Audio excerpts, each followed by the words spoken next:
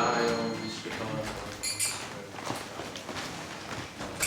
His Divine Grace, Srila A.C. Bhaktivedanta Swami, Srila Prabhupada, Ananda Guru Vaishnava Ki Jai, Srila Haridas Thakur, ISKCON Founder Srila Prabhupada Ki Jai, Praying to the Holy Sri Krishna Chaitanya Prabhu Nityananda, Sri Advaita Gadadhar, Shivasati Gaur Bhaktivinoda Ki Jai, Shri Shri Radha Krishna Gopinath Swami Radha Kundi Gurudana Ki Jai, Shri Vrindavan Ki Jai, Shri Maya Prabhupada Ki Jai, Ganga Maya Ki Jai, Guru Maya Ki Jai, Tattva Ki Jai, Swami Guru Bhaktivinoda Ki Jai, Chancellor Book Distribution Ki Jai, Niham Sankirtan Ki Jai, Go!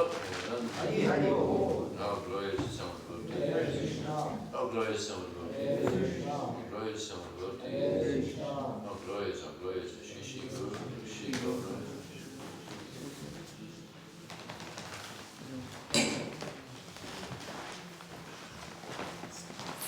Hare Krishna. Sorry to disappoint all of you. I was also looking forward to hearing Krishna Chaitanya speak, but he's doing a Skype to Argentina. So, oh well, you're stuck with me. So, reading the Srimad Bhagavatam, Canto 5, Chapter 17, the descent of the river Ganges. And now we're on text number 4. And again we have prose, so I'll just, this is a short prose, I'll just read it. Tato Nika Sahasrakoti Vimana Nika Sankura Deva Yanina Varta Antindu Mandalam Avarya Brahmasadhane Nipati. Okay, this will be Tata. After purifying the 7 planets of the 7 great stages, Aneka, many, Sahasra, thousands, Koti, of millions, Vimana Anika, with contingents of airplanes, Shankula, congested, Devayanena, by the spaceways of the demigods, Avataranti, descending in Numandalam, the moon planet, Avarya, inundated, Brahmasadhane, to the abode of Lord Brahma, atop Sumeru, Parvata, Nibatati, falls down. Translation and purport by His Divine Grace, Srila Prabhupada Ki Jai.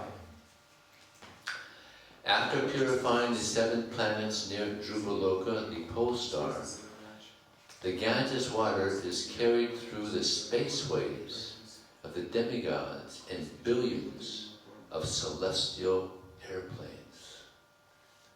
Billions. It's a lot of planes. Celestial ones. And then it inundates the moon, Chandraloka, and finally reaches Lord Brahma's abode atop Mount Meru. It's mentioned here that the planes are congested. It's a traffic jam. When they're going to these different planets with all these planes, with no pollution,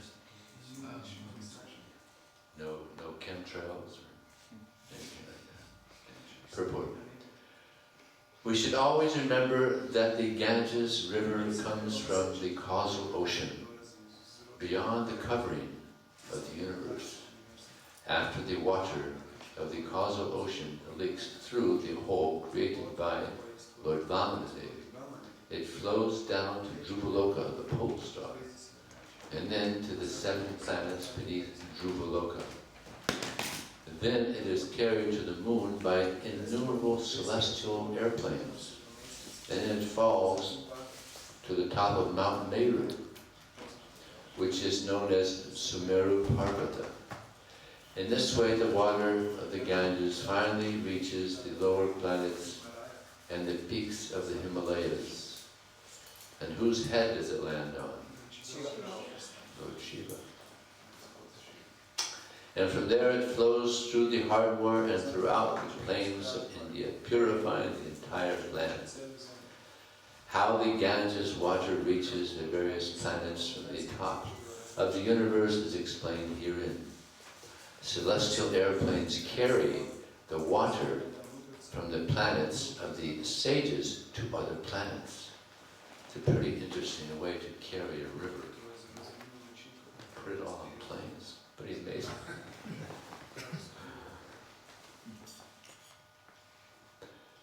So-called advanced scientists of the modern age are trying to go to the higher planets, but at the same time they are experiencing a power shortage on Earth. If they were actually capable scientists, they could personally go by airplane to other planets. But now with these airplanes, with their spaceships, they have to go in these celestial airplanes. Or they could go by austerity, living entities go to the heavenly planets by austerity also. If they were actually capable scientists, they could personally go by airplane to other planets, but this they are unable to do. Having now given up their moon excursions, they are attempting to go to other planets, but without success. Om Jnanantamanandasya Jnananjana Salakaya Chakshunamritantina Tasmai Shri Gurave Ukram Kotvajalam Pamudlam Mate Guri Bhataram Amde Shri Guru Vinataranam Vanchikapatubhyascha Kripasindubhyeva Champatitaram Bhavane Bhuvashri Jaya Shri Krishna Chaitanya Prabhu Nityananda Shri Advaita Shri Gaura Hare Krishna Krishna Krishna Hare Hare Hare Rama Rama Rama Hare Hare.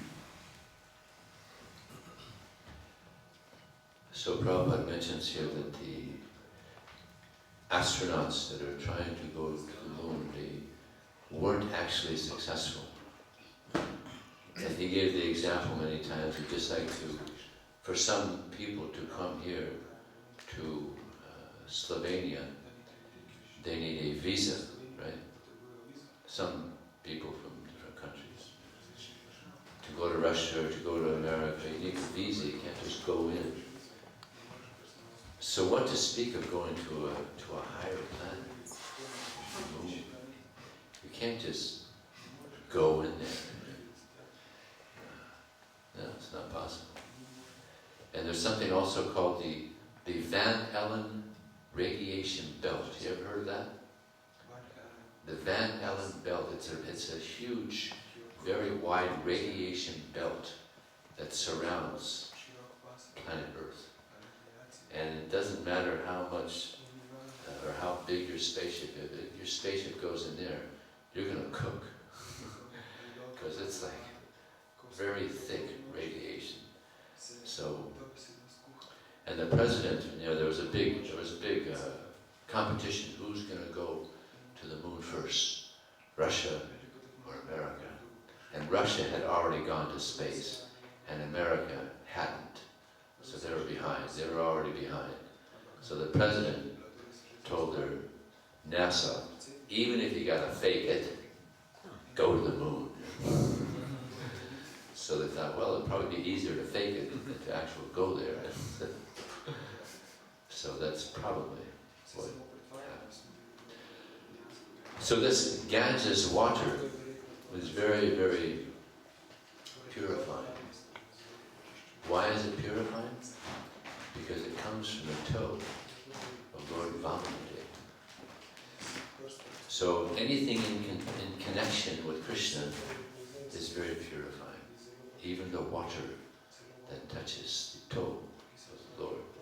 And this water, it goes throughout the whole universe, very special water, and it purifies.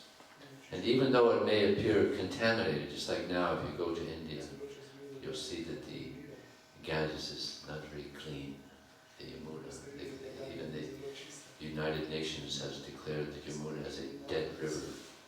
Do you know what a dead river means?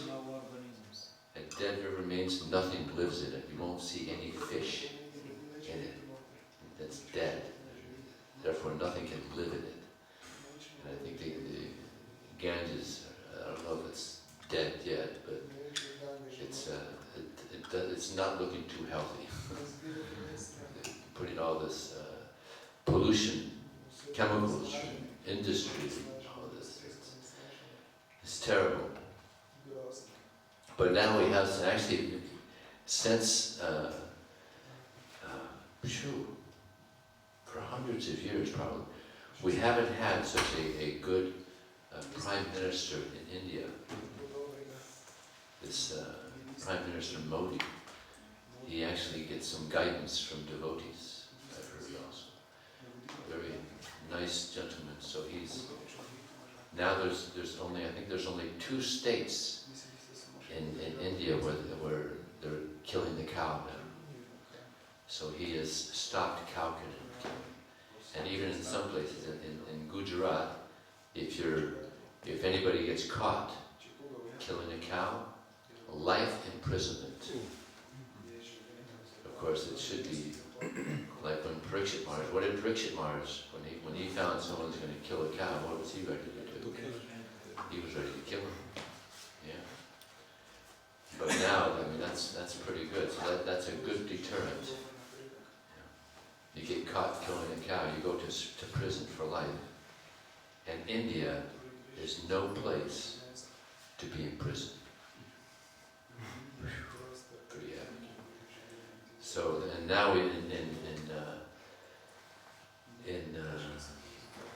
what's the state where Vrindavan is in? Which state is that? UP. What do they call it? The top person in not like a governor.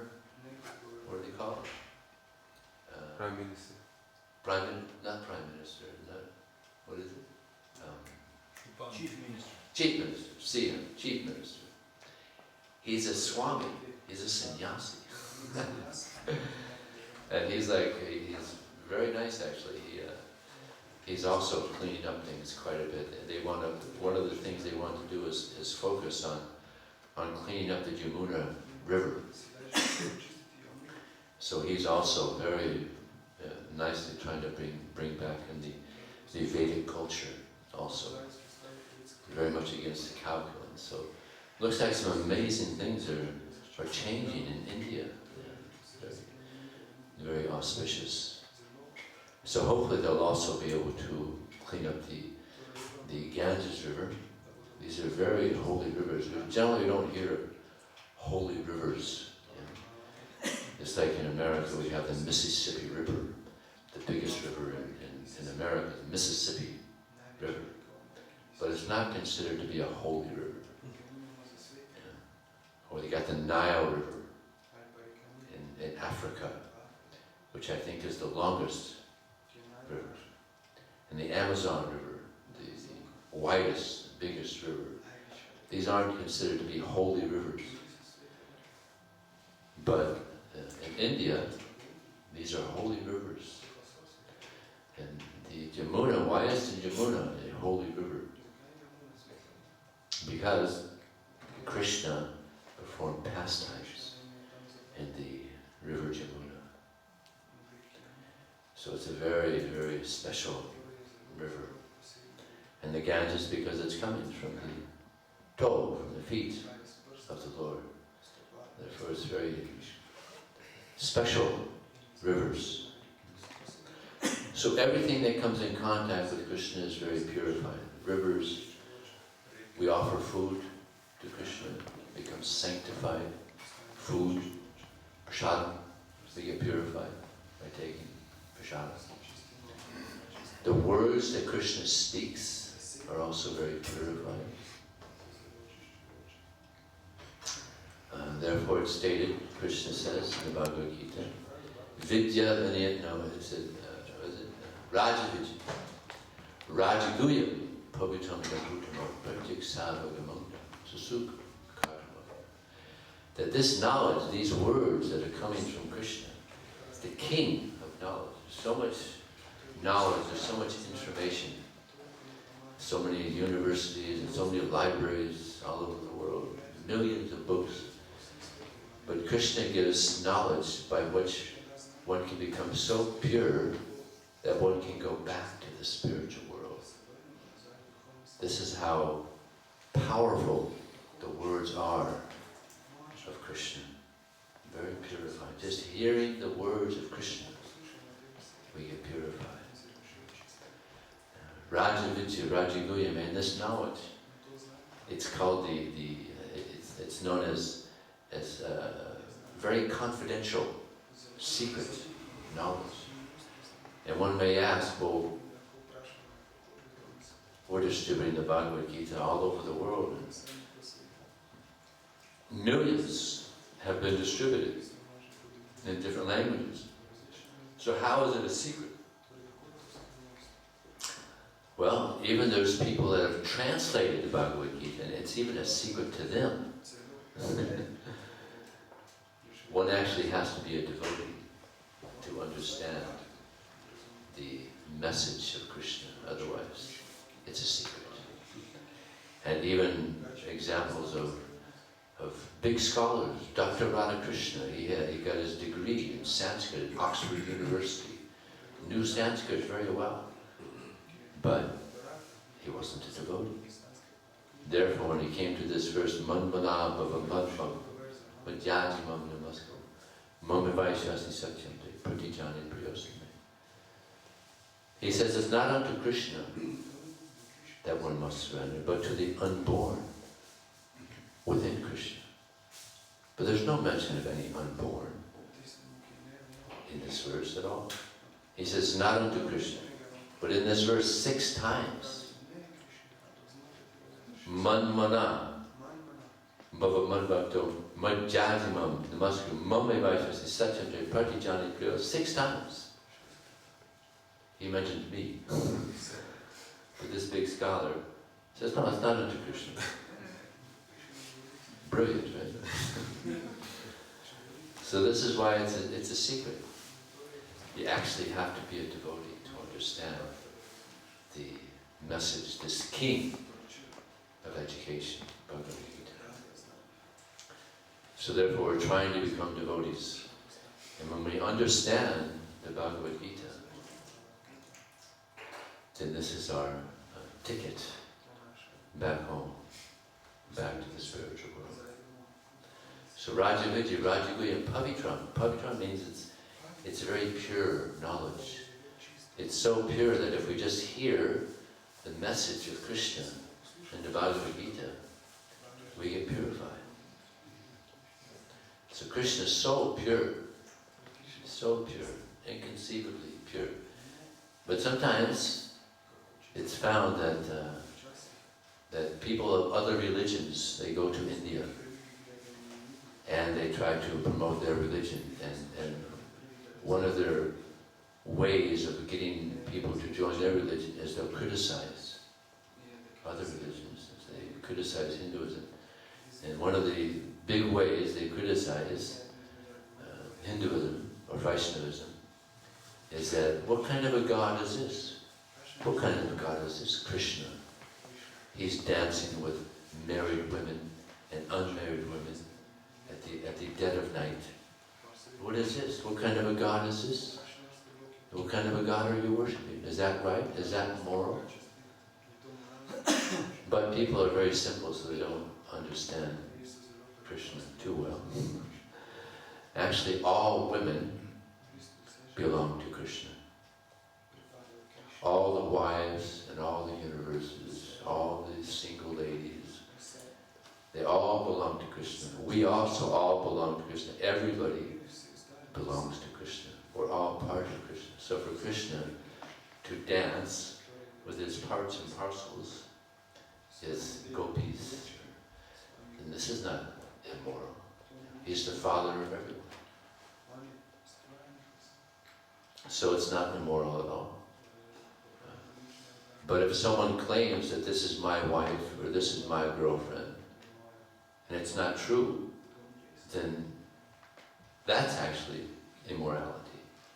Because everyone is part of Krishna. Everyone is meant to serve Krishna. We're all Prakriti. Prakriti means we're meant to be enjoyed by Krishna. And he's known as Purusha, which means he's the enjoyer. So we're all meant to be enjoyed by Krishna. And if someone tries to enjoy separate from Krishna, then that's actually immoral. It's not that Krishna had lost control of his senses. No. Krishna exhibited his detachment when these unmarried gopis and married gopis went to dance with Krishna. What did he do when they all went there in the dead of night, midnight, full moon? He told them, ladies, girls, it's very late at night, there's so many dangerous animals out here, go home, it's dangerous, you go home. He was telling them to go home. And they said, Krishna, only you can speak like this. Here we are, very attractive ladies in the dead of night. You can enjoy with us. And you're telling us to go home. Who else can do that? Even Bhishma said, I can't do that. She's the staunchest brahmachari. Said, I can't do that. So, Krishna's, he's known as the Atmaram. He's completely self-satisfied. He doesn't need anything. But he was doing that for the pleasure of the gopis. To please the gopis, because they wanted to dance with Krishna, they wanted to be with Krishna. So to please the gopis, he played the flute and invited them to dance. And they were very happy with that. And there's one pastime where Krishna, as they were dancing in the rasa dance, Krishna wanted to play a little joke on them. So he left. He disappeared. And they're all around looking for Krishna. Where is Krishna? Where is Krishna? Looking everywhere in the forest. But Krishna turned into a Vishnu. And the gopis saw Vishnu. And they offered respects. Oh, Dandavats, please accept our obeisances, Lord Krishna. Have you seen Krishna anywhere? Have you seen Krishna anywhere? Yes, yes, yes, they went that way. So they went looking for Krishna. Now to see Vishnu, that's a big thing. He's God. But they were like, have you seen Krishna anywhere? So then he gave direction. But then, when Radharani came, he was trying so hard to keep his Vishnu form. But because Radharani has so much love for Krishna, Jai Radharani has so much love for Krishna, he couldn't keep the form of Vishnu. He had to manifest this form of Krishna because he had so much pure, gentle, divine love for Krishna. So Krishna, he's actually controlled by his devotees. We're trying to be controlled by Krishna, but Krishna is controlled by his devotees, especially by Srimati Radharani. So Raja Vidya, Raja Guyam, Pavitram, Uttamam is transcendental knowledge.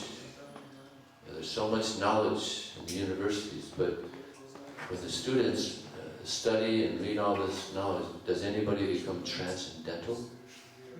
No, they become more and more bound.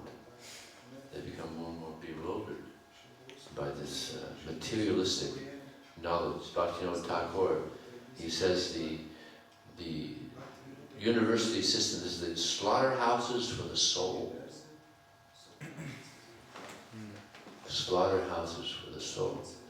This is where they become more and more bewildered because of so much speculation.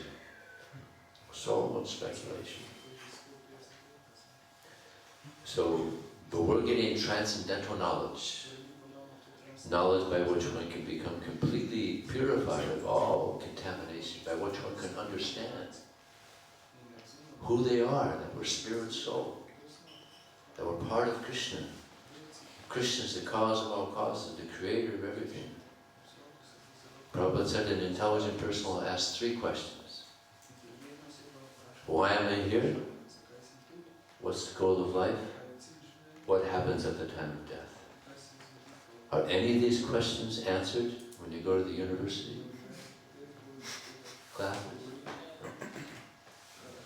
Not one of them. But all these questions are answered by reading Bhagavad Gita, by reading Srimad Bhagavatam, because they're transcendental.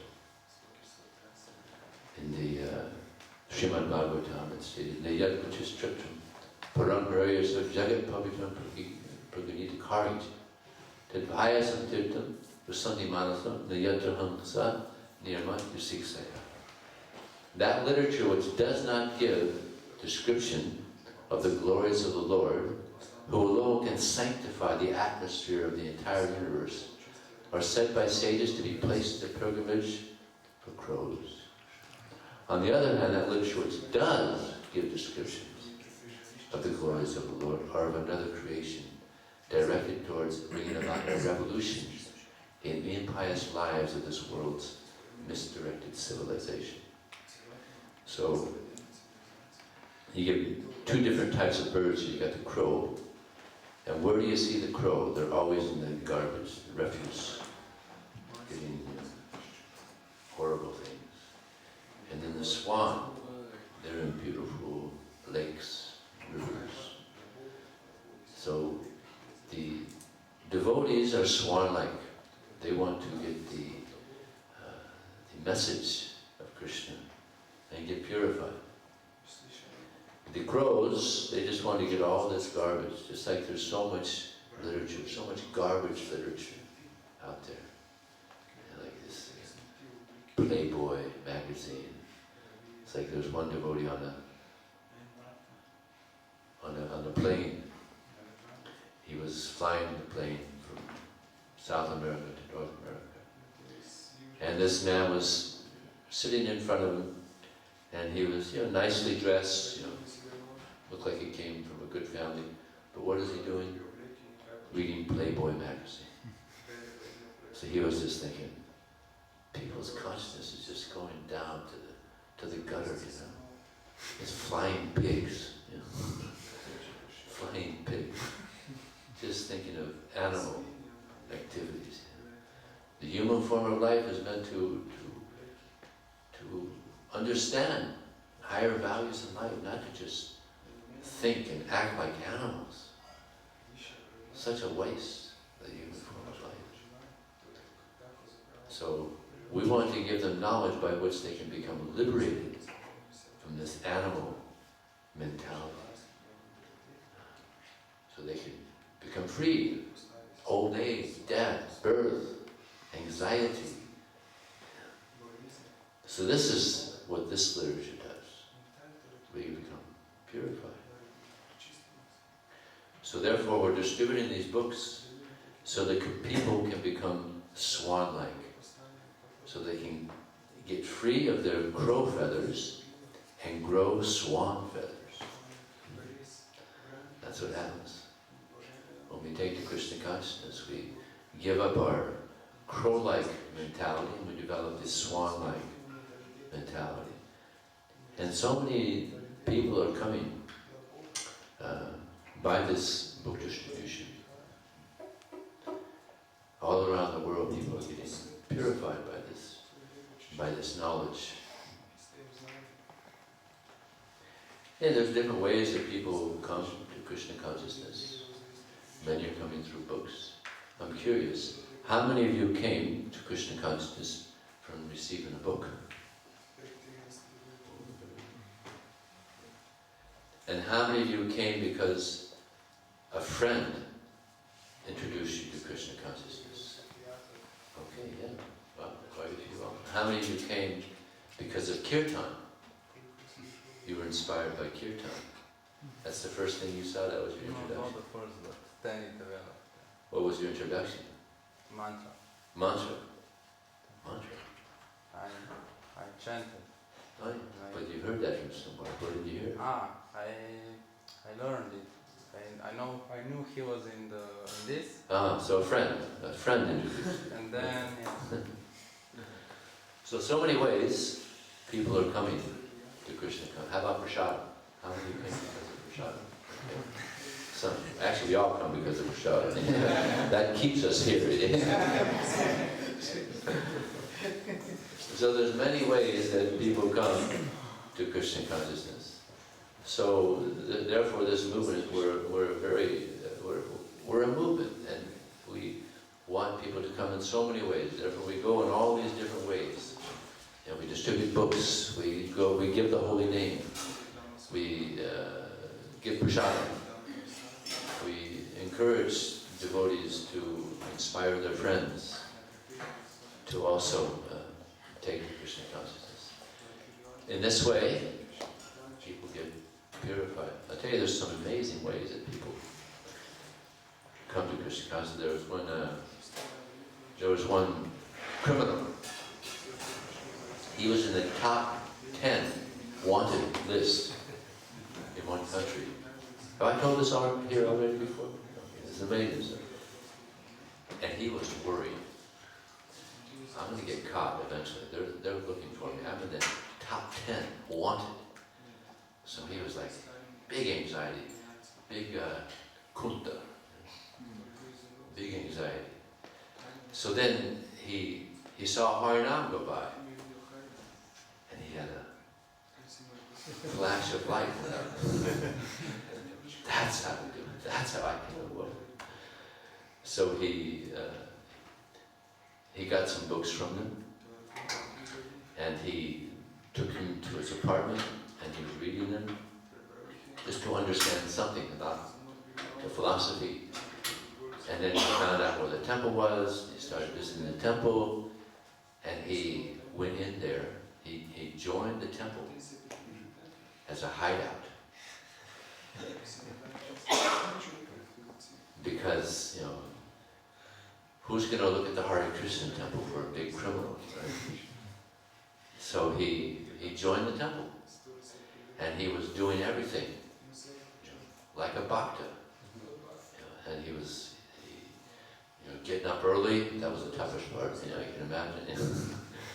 Getting up early, shaved his head, chanting japa, the whole thing. Whole morning program. But what's interesting is he had a change of heart. He had a change of heart. He became a devotee. He was doing service, and the Sankirtan devotees were coming back, and he was noticing, boy, these guys are really, really happy. They're so much energy and so happy. He asked him, so what service are you, Prabhu's doing? Oh, we're distributing Prabhupada's books. He said, oh yeah, you seem very happy devotees. Can I distribute books too? And they said, well, you talk to the temple president, he'll let you know. So he talked to the president, and he said, yeah, maybe in a couple of weeks you can go out and distribute books. So he was anticipating. So he waited at 2 weeks, and then he was out on book distribution. He was thinking that the police probably won't recognize him. He shaved head, wrote him. They were going out and don't even encourage him. So he was going out for a few weeks, and he was also feeling the joy of book distribution. But then one day, he was caught. One policeman recognized him and caught him, took him to the police station. And the devotee devotees saw that he was being taken away. They didn't know it. You know, he was keeping it secret. So then the temple president heard that he was at the police station, went there and asked why they had taken him. And they said, you know, you're not aware, but he was just using you guys as a cover. He's one of the biggest criminals in this country. So we're taking him to prison. So the temple president, he could understand, you know, that this had happened. But then he knew that he had taken a change in heart, that he had actually become a devotee. And devotees can see that. You can't just fake it. He was there for months. So you can't fake something like that, you know, in the way that he was doing it. He actually became a devotee. So he told the police chief there, he said, you know, I understand he's a criminal, but he had a change of heart. He actually became a devotee. He was distributing books. I mean, you can't fake being a devotee and distributing books. I mean, you got to be a devotee to distribute books, because it's not easy. You got to be surrendered. So he was surrendered. He was doing quite nice, actually, for 3 weeks, distributing books. You can't fake that.